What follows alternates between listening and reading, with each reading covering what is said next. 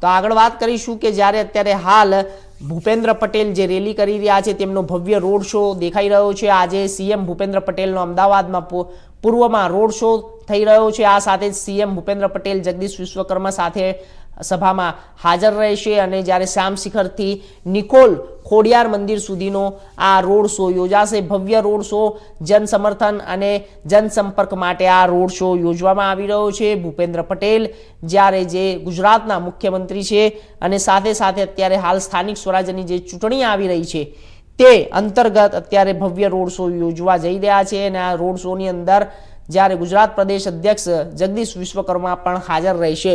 શ્યામ શિખરથી નિકોલ ખોડિયાર મંદિર સુધીનો આ ભવ્ય રોડ શો યોજાવા જઈ રહ્યો છે। તો સ્થાનિક સ્વરાજ્ય ચૂંટણીને લઈને અત્યારે હાલ સીએમ ભૂપેન્દ્ર પટેલનો અમદાવાદ પૂર્વમાં રોડ શો થવા જઈ રહ્યો છે। તો આ વિષય ઉપર વધુ માહિતી માટે અમારા સંવાદદાતા અમદાવાદથી જતીન રાવલ જોડાઈ જશે, તેમની સાથે તમામ માહિતીઓ મેળવીશું। જતીન, અત્યારે શું હાલ જ્યાં ભવ્ય રોડ શો ચાલી રહ્યો છે, અત્યારે થોડીક જ વારમાં સીએમ ભૂપેન્દ્ર પટેલ આવવાના છે, જગદીશ વિશ્વકર્મા આવવાના છે, પ્રદેશ અધ્યક્ષ છે, પરંતુ અત્યારે હાલ ક્યાંક ને ક્યાંક જે ચૂંટણીની અંદર જે દેખાઈ રહ્યો છે, લોકોમાં રોષ દેખાઈ રહ્યો છે, શું આની અસર પડી રહી છે?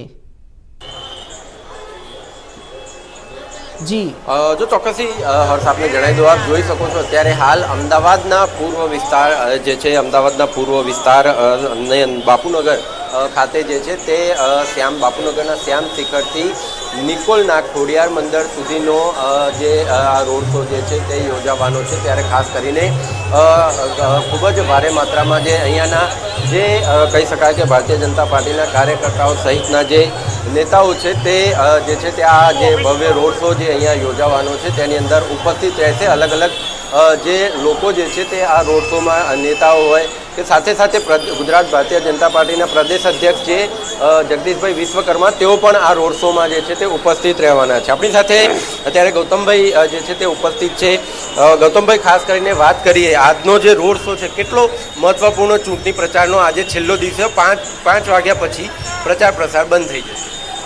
કદાચ ગુજરાતના ઇતિહાસમાં આ વખતે મહાનગરના ઇલેક્શનમાં જે અતિશય ઉત્સાહ પબ્લિકમાં છે, આજે છેલ્લા દિવસે આ પૂર્વ વિસ્તારમાં ગુજરાતના મૃદુ અને મક્કમ મુખ્યમંત્રી આદરણીય ભૂપેન્દ્રભાઈ પટેલ સાહેબ અને અમારા ડાયનેમિક પ્રદેશ અધ્યક્ષ જગદીશભાઈ વિશ્વકર્માજી આજે સંગઠન અને સરકાર બંને આ પૂર્વ વિસ્તારના લોકોને ખાસ મળવા માટે આ છેલ્લા દિવસે આયોજન કર્યું છે। ત્યારે હું એટલું ચોક્કસ કહીશ કે જ્યારથી નરેન્દ્રભાઈ ગુજરાતના મુખ્યમંત્રી 2001માં બન્યા ત્યારથી લઈને આજ સુધી પૂર્વ વિસ્તારને જે પણ માગ્યું, જે પણ ખૂટ્યું હતું એ પૂર્વ વિસ્તારને ખૂબ આપ્યું છે। ત્યારે આ પૂર્વ વિસ્તારની જનતા એમનો આભાર માનવા માટે આજે રોડ ઉપર થનગની રહી છે અને હું આને રેલી નહીં કહું પણ આભાર દર્શન કાર્યક્રમ છે। પૂર્વ વિસ્તારની જનતા એમના સ્વાગત કરવા માટે થનગની રહી છે।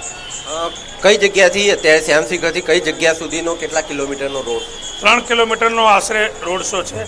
ગુજરાતના મુખ્યમંત્રી અને પ્રદેશ અધ્યક્ષ શ્યામ શિખરથી શરૂ કરીને ઠક્કર બાપાનગર એપ્રોચ અને ત્યાંથી ખોડિયારનગર 4 રસ્તા અને ત્યાંથી 80 ફૂટના રોડ ઉપર ખોડિયાર મંદિરે આ મહા રેલી સંપન્ન થશે। અને આજે પ્રચારનો છેલ્લો દિવસ હોય, સારાય ગુજરાતમાં કેસરીયું વાતાવરણ થયું છે, ત્યારે આ મહાનગરની ઐતિહાસિક સીટો આવવા જઈ રહી છે। ચોક્કસથી અહીંયા કેટલાક મહિલાઓ બીજા પણ એક વ્યક્તિ છે આપણી સાથે, તેઓ ઉપસ્થિત છે। શું નામ છે? ગોવિંદપુરી ગોસ્વામી। શું લાગે છે આ રોડ શો થકી જે બાપુનગર હોય કે બીજા બધા અમરાઈવાડી હોય જે કે નિકોલ હોય, અમરાઈવાડી પણ રોડ શો છે, અલગ અલગ જગ્યા પર આજે રોડ શોનું છેલ્લા દિવસે આયોજન કરવામાં આવ્યું છે, કઈ રીતે? આજે ઇન્ડિયા કોલોની વોર્ડની અંદર ઇન્ડિયા કોલોની વોર્ડની પબ્લિક આજે સીએમ સાહેબનું સ્વાગત કરવા માટે થનગની રહી છે અને કેસરીઓ લહેરાવવા માટે બધા ઉત્સાહી છે। મહિલાઓ પણ આપણી સાથે ઉપસ્થિત છે, અત્યારે તેમની સાથે વાત કરશું। શું નામ છે? મનીષા મોરારકા। મનીષાબેન, આ ખાસ કરીને આજે રોડ શો યોજાવા રહી રહ્યો છે, શ્યામ શિખરથી લઈ અને નિકોલ ખોડિયાર મંદિર સુધીનો રોડ શો યોજાવાનો છે, કઈ રીતે જુઓ છો? આનાથી કેટલો ફાયદો ભારતીય જનતા પાર્ટી? આનાથી 100% ફાયદો થશે। આપણા જગદીશભાઈ પંચાલ અને ભૂપેન્દ્રભાઈ પટેલ જ્યારે આવી રહ્યા હોય અને ત્યારે જો આટલી બધી પબ્લિક એમના સ્વાગત માટે જો અહીંયા તૈયારીમાં આટલી બધી લાગેલી હોય તો એનો પ્રભાવ જોરદાર પડશે। 100% કમળ ખીલશે। 100% કમળ ખીલશે તેવી આશા કરી રહી છે। આજે છેલ્લો દિવસ છે, હમણાં 5 વાગ્યા પછી પ્રચાર પ્રસાર સંપૂર્ણપણે બંધ થઈ જશે, ત્યારબાદ કઈ રીતે પ્રચાર પ્રસાર? ત્યારબાદ સોશિયલ મીડિયા થ્રુ પ્રચાર બી થશે, તેમજ સોસાયટીએ તો પ્રચાર કરેલો જ છે. આમ તો ભાજપને બહુ વધારે પ્રચાર કરવાની જરૂર જ નથી. તેની કામગીરી જોઈને જ પબ્લિક આપમેળે જ કોર્પોરેટરને લાવી દેશે. ચોક્કસથી કહી શકાય કે હમણાં હાલ ઘણા બધા પરિસ્થિતિઓ છે. ખાસ કરીને એક તો 26 તારીખે મતદાન છે, ત્યારે કાળઝાળ ગરમી પણ હશે.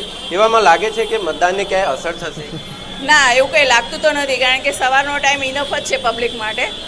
આમ તો જનરલી 12-1 વાગ્યા સુધી તો એટલી બધી ગરમી હોતી નથી, પણ જો આપણે સારું કાર્ય કરવા જઈ રહ્યા હોય તો કોઈને ગરમી લાગતી જ નથી ક્યાંય, મારું એવું માનવું છે.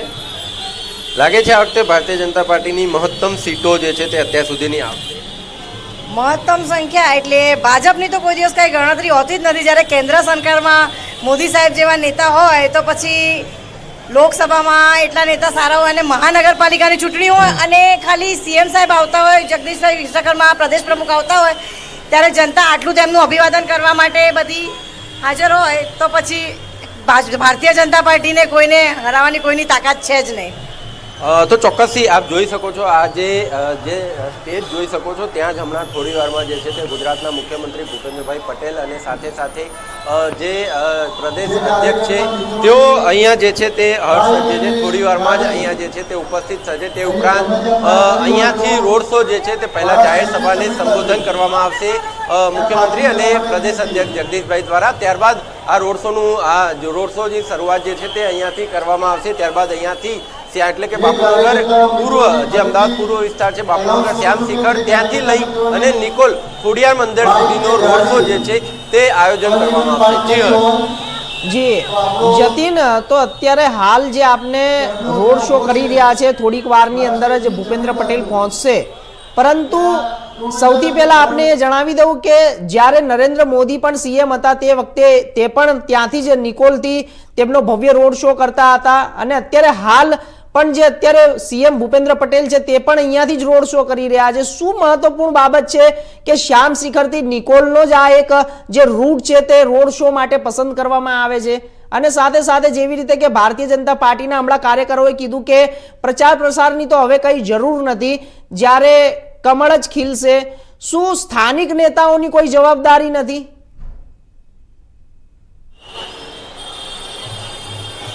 જો ચોક્કસથી હર્ષ આપને જણાવી દઉં કે ચોક્કસથી સ્થાનિક નેતાઓ છે તેમને જવાબદારી આપવામાં આવેલી હોય છે. ક્યાંક ને ક્યાંક સ્થાનિક નેતાઓની જ જવાબદારી હોય છે. પ્રચાર પ્રસાર એ લોકો દ્વારા જ કરવામાં આવતો હોય છે. પરંતુ જે રીતે આપણે જણાવ્યું કે કેમ અહીંયાથી જ જો આ રોડ શો કે યાત્રા જે છે તે નીકાળવામાં આવે છે, કેમ કે આ જે અમદાવાદ જે પૂર્વ વિસ્તાર છે ત્યાં સૌરાષ્ટ્રના મોટા ભાગના લોકો જે છે તે આ વિસ્તારમાં રહે છે. સાથે સાથે ઉત્તર ગુજરાત અને મધ્ય ગુજરાતના પણ ઘણા બધા લોકો જે છે તે આ વિસ્તારમાં રહે છે. બહારના પણ વિદેશી લોકો પણ, પ્રવાસી લોકો પણ અહીંયા ઘણા બધા માત્રામાં જ્યારે રહે છે, ત્યારે એક જ જગ્યા પર આ જગ્યા ઉપર જે છે તે રોડ શોનું આયોજન કરવાથી ઘણું બધું જે એન્ટી હોય કે તેને જે છે તે ટાળી શકાય છે અને ક્યાંક ને ક્યાંક રોડ શો દ્વારા એક ખૂબ મોટું સમર્થન જે છે તે ભારતીય જનતા પાર્ટીને મળી રહે છે. આપણે પણ ખબર હોય કે હમણાં થોડા સમય પહેલાં જ વડાપ્રધાન જ્યારે આવ્યા હતા તેમને ખુલ્લી જીપમાં રોડ શો કર્યો હતો. તે પણ નિકોલ વિસ્તારમાં જ જે છે તે તેમના દ્વારા આ રોડ શોનું આયોજન જે છે તે કરવામાં આવ્યું હતું. ત્યારે આજે પણ જે છે તે અમદાવાદના પૂર્વ વિસ્તાર એટલે કે શ્યામ શિખરથી લઈ અને નિકોલ ખોડિયાર મંદિર સુધીનો રોડ શો જે છે તે આયોજન કરવામાં આવ્યો. લગભગ 3.5-4 કિલોમીટરનો જે છે તે આ રોડ શો છે, જેમાં ખૂબ જ ભારે માત્રામાં ભારતીય જનતા પાર્ટીના લોકો જે છે તે જોડાશે અને સાથે સાથે મુખ્યમંત્રી, ગુજરાતના મુખ્યમંત્રી ભૂપેન્દ્રભાઈ પટેલ અને ગુજરાત ભારતીય જનતા પાર્ટીના પ્રદેશ અધ્યક્ષ જગદીશભાઈ વિશ્વકર્મા પણ જે છે તે આ રોડ શોમાં ઉપસ્થિત રહી અને જેટલા પણ રસ્તામાં જે લોકો આવે તે લોકોનું અભિવાદન ઝીલશે. જી ચોક્કસથી જતીન, આપનો ખૂબ ખૂબ આભાર માહિતી આપવા માટે.